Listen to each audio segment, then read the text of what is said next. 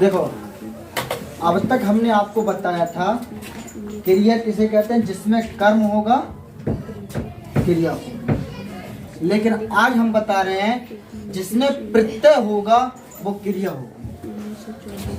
जिसमें प्रत्यय होगा वो क्या होगी, क्रिया होगी। प्रत्यय किसे कहते हैं, कौन कहेगा, बताओ सीधा।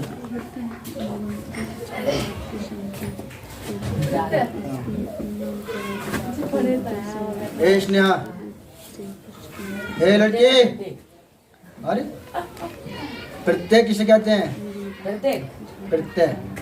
देखो एक होते हैं आपके उपसर्ग और एक होते हैं प्रत्यय। उपसर्ग मूल शब्द से पहले लगते हैं और प्रत्यय मूल शब्द के बाद में लगते हैं। तो जिन शब्दों में क्या लगा हो, प्रत्यय लगा होगा वो धातु कहलाता है। तो धातु क्या होता है, धातु में जिन शब्दों में क्या लगा होता है, प्रत्यय लगा होता है वो क्रिया कहलाती है। क्या कहलाती है, क्रिया। जैसे पढ़ना, लिखना, लिखावट, सजावट, ठीक है, खिलावट, ठीक है। तो देखो जैसे मैंने लिखा पढ़ना, क्या बोला मैंने, पढ़ना। तो मूल शब्द क्या हुआ आपका, मूल शब्द क्या हुआ, पढ़, और ना क्या हो गया आपका, प्रत्यय। क्या हो गया, प्रत्यय। लो मैंने उपसर्ग और प्रत्यय यहीं पर समझा दिया।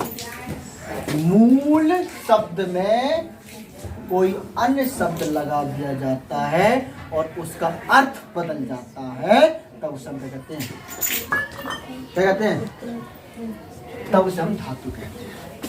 धातु को हम कहते हैं मूल शब्द। अब इसमें धातु कौन सा हो जाएगा, बोलो, पढ़, पढ़, और ना लग गया तो प्रत्यय हो गया। तो ये क्या होगा, वह मूल शब्द जिससे वाक्य में क्रिया बनती है उसे धातु कहते हैं। जैसे पढ़ना, पढ़ में ना जोड़ दिया, पढ़ना हो गया। लिख, लिख, लिख में क्या कर दिया, ना जोड़ दिया, लिखना हो गया। क्या हो गया, लिखना हो गया, ठीक है। कहीं पर आपने देखा है सजावट, सजावट।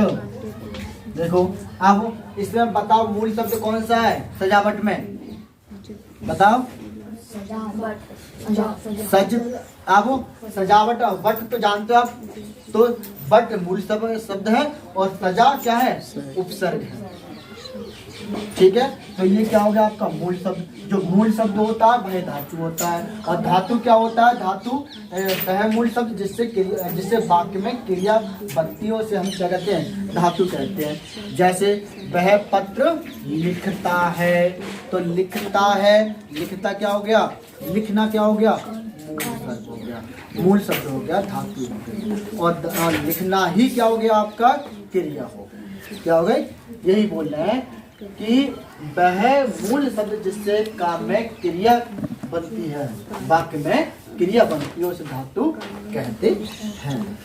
ये कह रहा हूँ धातु किसे कहते हैं, धातु किसे कहते हैं, बाकी की क्रिया आपकी कौन सी हुई। जैसे राम ने पत्र लिखा या राम पत्र लिखता है, राम पत्र लिखता है।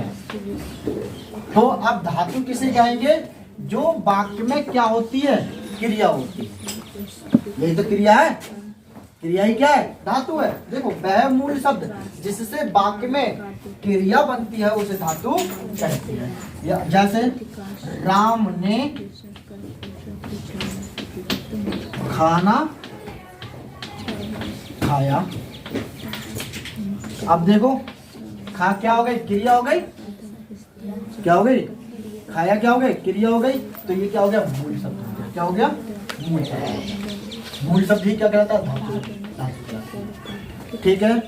और अगर ऐसे भी याद ना रहे तो जिन शब्दों में प्रत्यय लगा होता है वही धातु होता है और वही क्रिया होती है। जिन शब्दों में प्रत्यय लग जाता है वही क्रिया बन जाती है, ठीक है। चलो